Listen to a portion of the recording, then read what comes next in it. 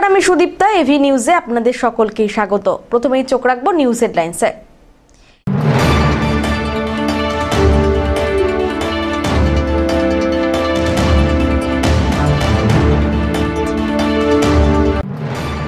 শ্রীনগরের ঘটনা থেকে শিক্ষা, দুর্ঘটনা এড়াতে ঝুঁকি নিল না জলপাইগুড়ি পুলিশ, কয়েক কুইন্টাল শব্দবাজির বিস্ফোরণ।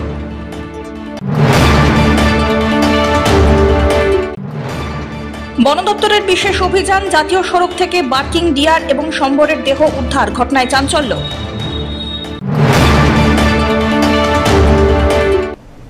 এবার আসছে বিস্তারিত সংবাদে। শ্রীনগরের ঘটনা থেকে শিক্ষা, দুর্ঘটনা এড়াতে ঝুঁকি নিল না জলপাইগুড়ি পুলিশ। কোতোয়ালি থানায় বাজেয়াপ্ত সমস্ত নিষিদ্ধ বাজি নষ্ট করা হলো জলপাইগুড়ি শহর সংলগ্ন তিস্তা নদীর চরে। সিআইডির বোম ডিসপোজাল স্কোয়াডের উপস্থিতিতে জনবসতি শূন্য নদীর চর এলাকায় কয়েক কুইন্টাল শব্দবাজির বিস্ফোরণও ঘটালো পুলিশ। বাজি শব্দে কেঁপে ওঠে কয়েক কিলোমিটার এলাকা। সাবধানতা মেনে রাখা হয় দমকল। উপস্থিত ছিলেন দমকল কর্মীরা। তো প্রচন্ড শব্দবাজি, প্রচন্ড। তো দেখলাম আইসে অনেকগুলো একসাথে অনেকগুলো বোম, এরকম শব্দ তো আগে দেখি নাই, আজকে প্রথম দেখলাম। হ্যাঁ, কেঁপে উঠছে পুরো জায়গাটা। হ্যাঁ, পুলিশ আসছে, তারপরে সিআইডি আসছে, তারপরে আইসে তো দেখলাম দমকল আসছে। হ্যাঁ হ্যাঁ, তো আইসে তো দেখলাম ছবি। এখানে আইসে দেখলাম যে বোম ফাটতেছে, আওয়াজ হচ্ছে। প্রথমে কি ভাবছিলেন? প্রথমে ভাবছিলাম যে বিস্ফোরণ হচ্ছে, এরকম একটা আওয়াজ। পরে কি দেখলেন? আইসে দেখি ইসে আছে, ফায়ার ব্রিগেড আসছে, সিআইডি আসছে, পুলিশ আসছে। প্রথমে আইসে ভাবছিলাম যে কিছু একটা হচ্ছে কথা, এখানে বিস্ফোরণ বা কিছু। আগে তো যেরকম আমাদের সিকিমের বন্যা যেরকম বোম বাস্ট হইতে দিক দিয়ে। আজকে কি দেখলেন? আজকে এসে দেখলাম যে বোম বা এসে পুলিশ এসে ফায়ার ব্রিগেড বোম নিয়ে আসছে, এখানে বাস্ট করতেছে।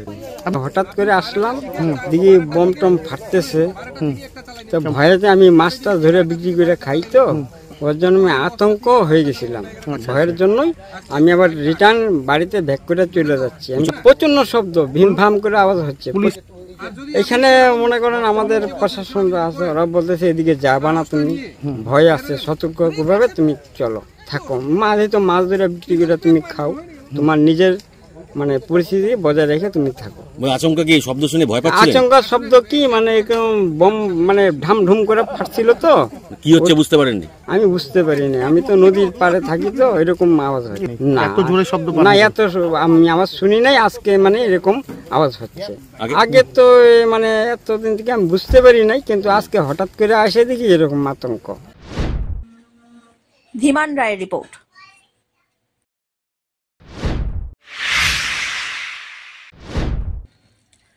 করলা নদীর জীববৈচিত্র্য রক্ষায় জলপাইগুড়ির প্রকৃতিপ্রেমী সংগঠনের উদ্যোগ। রবিবার করলা নদীর জীববৈচিত্র্য পুনরুদ্ধার এবং নদীকে সম্মান জানানোর উদ্দেশ্যে শহরের বাবুপাড়া সংলগ্ন এলাকায় বিভিন্ন প্রজাতির নদীয়ালি মাছ ছাড়া হয়।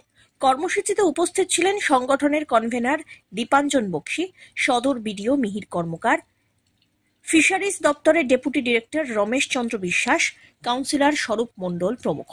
সংগঠনের দাবি, দীর্ঘদিন ধরেই বেআইনি এবং অনৈতিক উপায়ে মাছ ধরার কারণে করলা নদীতে দেশীয় মাছের সংখ্যা ক্রমশই কমছে।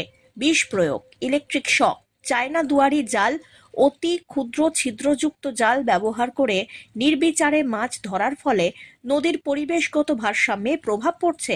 পাশাপাশি দোলনা পুলের নিচে রাতের বেলায় জাল ফেলে মাছ ধরার কারণে নদীর কচ্ছপ এবং গোসাপের মতো জীববৈচিত্র্য বিপন্ন হয়ে পড়েছে। এ বিষয়ে মিহির কর্মকার কি জানালেন?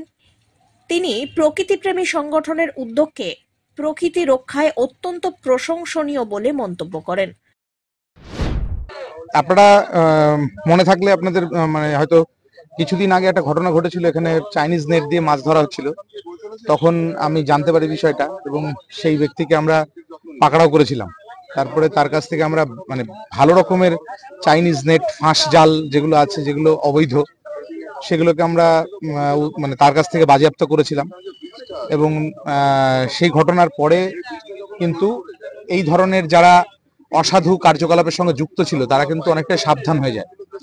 এবং তার পরবর্তী ক্ষেত্রে এই প্রকৃতিপ্রেমী অর্গানাইজেশনের যে দীপাঞ্জন বাবু, তিনিও ভালো ভাবে করেছেন ব্যাপারটাকে, মানে যাতে এই ধরনের অ্যাওয়ারনেস করা যায় সেই জন্য উনিও উদ্যোগ নিয়েছেন। আজকে এখানে দীপাঞ্জন বাবুর উদ্যোগে, বিশেষ করে প্রকৃতিপ্রেমী এনজিওর উদ্যোগে এখানে কিছু মাছ ছাড়া হলো এই পরিবেশ রক্ষার জন্য। আপনারা আরো একটা মেসেজ আমি দিয়ে রাখতে চাই যে এই ধরনের মানে ইলেকট্রিক শক দিয়ে মাছ ধরা বা ধরুন আপনার 12 mm এর নিচে যেগুলো যে মানে জালের যে ফুটোটা আর কি 12 mm এর নিচে যদি হয় তাহলে কিন্তু সেটা অবৈধ। এরকম ধরনের জাল দিয়ে মাছ ধরার ফলে কিন্তু আমরা হয়তো এখন বর্তমানে অনেক মাছ পেয়ে যাচ্ছি, কিন্তু আমাদের পরবর্তী প্রজন্ম কিন্তু এটাকে প্রচন্ড পরিমাণে সাফার করবে এই এই এই কাজের জন্য। এবং সাস্টেনেবল ডেভেলপমেন্ট যেটাকে আমরা বলতে পারি, সেই সাস্টেনেবল ডেভেলপমেন্টের ক্ষেত্রে কিন্তু একটা চরম রকমের বাধা আসবে। তো সেই জন্য আমি আবেদন রাখবো আপনাদের সকলের কাছে যে এরকম ধরনের জাল ব্যবহার থেকে বিরত থাকুন এবং যেটা আইনগতভাবে মানে সিদ্ধ, যেটা আইন আপনাকে সাপোর্ট করছে সেই জিনিসগুলোই ব্যবহার করুন। অন্যদিকে সংগঠনের কনভেনার দীপাঞ্জন বক্সী বলেন, করলা নদীর কে সম্মান জানানোর উদ্দেশ্যে, মেনটেন্যান্সের উদ্দেশ্যে প্রত্যেক বছর আমরা এই সময়টাতে মাছ ছাড়ি, নদীয়ালি মাছ বিভিন্ন, যাতে করলা নদী মেনটেন হয়, লোকের মধ্যে অ্যাওয়ারনেস ক্রিয়েট হয় যে রক্ষা করতে হবে এত সুন্দর নদীকে আমাদের শহরে। সেই উদ্যোগে আমরা প্রত্যেক বছর এটাকে অ্যারেঞ্জ করি। এবছর আমাদের অনুষ্ঠানে উপস্থিত ছিলেন আমাদের জলপাইগুড়ি শহরের BDO Shri Mihir Karmakar, fishery deputy director Shri Ramesh Kumar Biswas sir, বেনফেডের ডিস্ট্রিক্ট ম্যানেজার শ্রী সুবানু ঘোষ, তো আরও আমাদের সমস্ত সদস্যবৃন্দ, 3 নম্বর ওয়ার্ডের কাউন্সিলর আপনার স্বরূপ মণ্ডল, সকলে ছিলেন। আজকে নদীয়ালি মাছ ছাড়া হয়েছে বেসিক্যালি রুই, কাতল, বাটা, মৃগেল, কালবাউস এই ধরনের মাছই ছাড়া হয়। আশঙ্কা করছিলেন নদী নিয়ে, তো আপনারা চিন্তা করছেন, দীর্ঘদিন থেকে একটা লড়াই চালিয়ে যাচ্ছেন, এখানে কি সমস্যা রয়েছে করলায়? করলাতে শহরের মধ্যে আমরা যেটা মেনলি দেখেছি সেটা হচ্ছে ঝোলনা পুল বা দোলনা ব্রিজটার করার সময় যে কনস্ট্রাকশন কোম্পানি আছে তারা ওই নিচে যে পাইলিং করে ডেব্রিগুলো রেখেছিল সেগুলো তারা খুঁড়ে দিয়ে যায়নি। জেনারেলি নদীতে কনস্ট্রাকশন হওয়ার পরে নিয়ম হচ্ছে সেটাকে ক্লিয়ার করে দেবে, কিন্তু তারা করেনি, খুবই দুর্ভাগ্যজনক। আমরা গত 3 বছরে 3টি চিঠি ইরিগেশনে দিয়েছি এক্সিকিউটিভ ইঞ্জিনিয়ার সাহেবকে, কিন্তু এখন অবধি কোনো মুভমেন্ট নেই। তো জেনারেলি নদীটাকে কোনো অ্যাকশন নিতে গেলে শীতকালেই করতে হয়। তো আমরা এবার ডিসাইড করেছি যে আমরা ওনাকে অনুরোধ করে আমরা সেলফ সার্ভিস দিয়ে নদীতে নেমে এটাকে পরিষ্কার করে দেবো। এদিকে ফিশারিজ দপ্তরের ডেপুটি ডিরেক্টর রমেশ চন্দ্র বিশ্বাসও প্রকৃতিপ্রেমী সংগঠনের এই উদ্যোগের প্রশংসা করেন। জীব বৈচিত্র্য রক্ষায় এমন কর্মসূচির প্রয়োজনীয়তার কথাও উল্লেখ করেন। করলা নদীকে সুন্দর ও জীবন্ত রাখতে সংগঠনের এমন প্রচেষ্টা ভবিষ্যতে আরও সচেতনতা তৈরি করবে, এমনটাই মনে করছে ওয়াকিবহাল মহল। ধীমান রায়ের রিপোর্ট।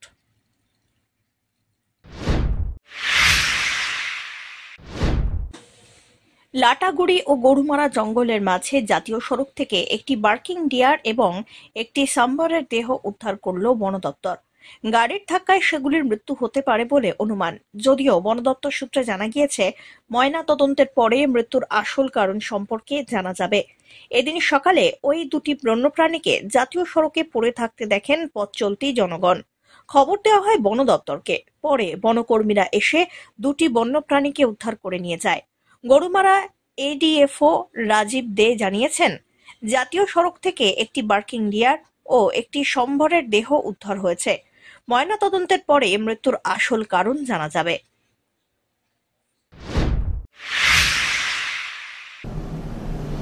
নিয়ে নিচ্ছে ছোট্ট একটি বিরতি, ফিরে আসছি বিরতির পর, সঙ্গে থাকুন।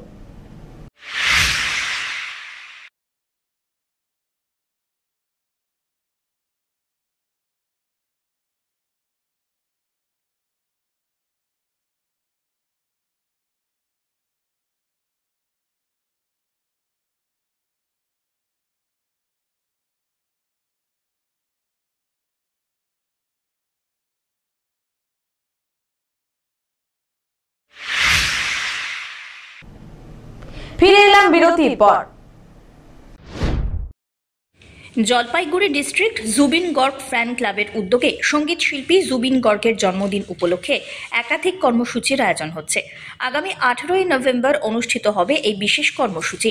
সেই উপলক্ষে রবিবার সন্ধ্যায় জলপাইগুড়ির রাজবাড়ি দিঘির পাড়ে এক বৈঠকে মিলিত হন ফ্যান্স ক্লাবের সমস্ত সদস্যরা। জন্মদিনকে ঘিরে কি কি কর্মসূচি গ্রহণ করা হবে তা নিয়ে বিস্তারিত আলোচনা হয় এই দিন। ক্লাব সূত্রে খবর, 18ই নভেম্বর বিকেল 4টের সময় জলপাইগুড়ির মাদ্রাসা ময়দান থেকে একটি র্যালি বের হবে, যা শহরের বিভিন্ন পথ পরিক্রমা করবে। র্যালিতে ফ্যান্স ক্লাবের সদস্য ছাড়াও সঙ্গীত প্রেমী বহু মানুষ অংশ নেবেন বলে আশা। র্যালির পর সন্ধ্যে 6টায় আয়োজন হয়েছে বিচিত্র সাংস্কৃতিক অনুষ্ঠানের। সেখানে স্থানীয় সহ বিভিন্ন শিল্পী তাদের সঙ্গীত ও নৃত্য পরিবেশনার মাধ্যমে অনুষ্ঠান করবেন। জুবিন গর্গের জন্মদিনকে কেন্দ্র করে শহরে রীতিমতো উৎসবের আবহ তৈরি হয়েছে। ইতিমধ্যেই প্রস্তুতি রয়েছে তুঙ্গে। আগামী আমরা দীপাবলিতে যে জুবিনদার স্মরণে এখানে মোমবাতি জ্বালিয়েছিলাম, তো সেদিনই কথা দিয়েছিলাম যে আমরা জুবিনদার 18ই নভেম্বর জন্মদিন, তো ওই দিনটাই আমরা অতিবাহিত করব জুবিনদার নামেই। তো বিকেল 4টার থেকে মাদ্রাসা মাঠে আমরা জমায়েত হয়ে ওখান দিয়ে কদমতলা মোড়, উকিলপাড়া মোড়, বেগুনটারি, দিশারি মোড় হয়ে গৌরীয় মঠের পাশ দিয়ে আমরা চলে আসবো পঞ্চানন ভবনে। আর 6টার থেকে থাকছে হচ্ছে সঙ্গীতানুষ্ঠান tribute to Zubeen Garg on his birthday. তো সেটার মধ্যে স্পেশাল পারফরমেন্স থাকবে আসলাম খান, এটা আজকে ডিক্লারেশন করে দিলাম, ভয়েস অফ জুবিন গার্গ আসলাম খান আসছে। তার সাথে কলকাতার থেকে আসছে জুবিনদার ফ্যান, আমাদের জলপাইগুড়ি ডিস্ট্রিক্ট জুবিন গার্গ ফ্যান ক্লাবের মেম্বার আসলাম খানও মেম্বার, আর পুনিতা পালিত মেম্বার। পুনিতা পালিত আসছে কলকাতা থেকে। ওদের দুজনেরই সঙ্গীতানুষ্ঠান থাকবে। তার পাশাপাশি আমাদের জলপাইগুড়ি, ময়নাগুড়ি আশেপাশে যারা আছে জুবিনদার ফ্যান, যাদের মধ্যে তারা পারফর্ম করে স্টেজে, তারা থাকবেন। এই নিয়ে আমরা সেদিনকে অতিবাহিত করব 18 তারিখ জুবিনদার নামে। ধীমান রায়ের রিপোর্ট।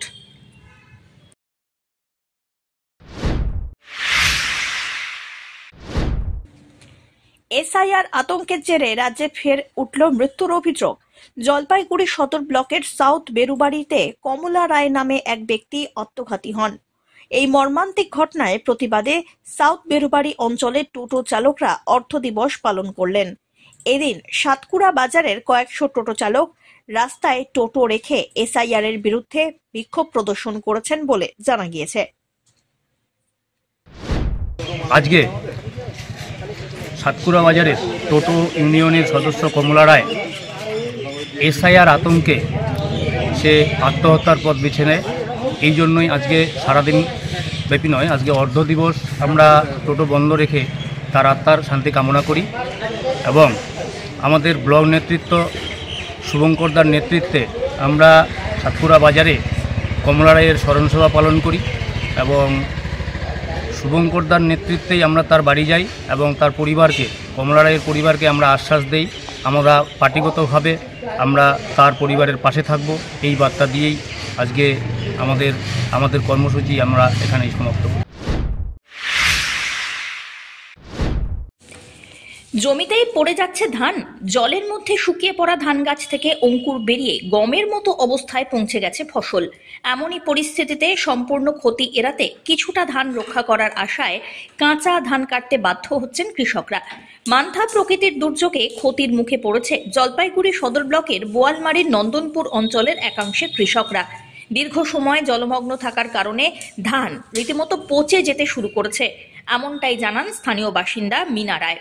তাঁর কথায়, জলের মধ্যে শুয়ে পড়েছে ধান গাছ, অনেক ধানে অঙ্কুর বেরিয়েছে, পচা গন্ধও বেরোচ্ছে। তাই যতটুকু সম্ভব গাছ রক্ষার জন্য কাঁচা ধানই কেটে নিচ্ছেন। পাশাপাশি তিনি আরো বলেন, এই বিপর্যয়ে কৃষকরা প্রচন্ড আর্থিক ক্ষতির মুখে পড়ছেন। তাই ক্ষতিপূরণ সহ প্রয়োজনীয় সহযোগিতার জন্য সরকারের কাছে আবেদন জানান তারা। কাঁচা ধান কেন কাটছেন? কাটেছি, নষ্ট হয়ে গেছে ধানগুলা, দাদা বিড়াইছে, আসলে কেমন হয়ে গেছে ধানগুলা, পচি যাবার ধরেছে। পুরোপুরি তো পাকে না, এগুলো থেকে চাল কেমন হবে? পুরোপুরি কিন্তু পাকে নাইও, তো কি করবো এখন, এইভাবে কাটতে লাগবে। আচ্ছা, এই যে ধানটা জলের মধ্যে পড়েছিল, এই ধানটা উঠে আনছেন, এটা কি চাল বের হবে? কেমন হবে চাল? কেমন হবে তাও তো জানি না। ভালো হবে না? ভালো হবে না, পোষা পোষা গন্ধাইবে, ভাতও খাওয়া যাবে না। আচ্ছা আচ্ছা, মানে একটা গন্ধ ভাব আসছে, তাই তো? এই মুহূর্তে মানে কিছুটা পাওয়ার আশা জমি থেকে তুলে আনছে, তাই তো? হ্যাঁ। এখন তো দেখা যাচ্ছে যে জমির মধ্যে অনেক ধানই পড়ে রয়েছে, হ্যাঁ পড়ে রয়েছে, সেগুলো কি কাটবেন? হ্যাঁ ওগুলো কাটবো।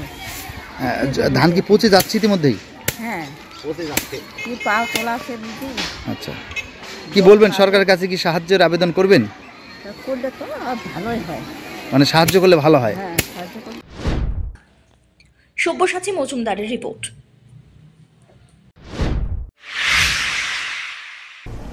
শেষ করবার আগে নিউজ হেডলাইন্স আরো একবার।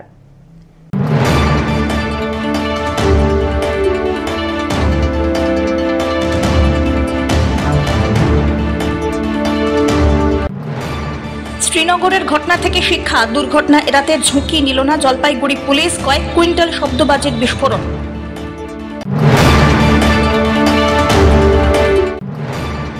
বন দপ্তরের বিশেষ অভিযান, জাতীয় সড়ক থেকে বার্কিং ডিয়ার এবং সম্বরের দেহ উদ্ধার, ঘটনায় চাঞ্চল্য।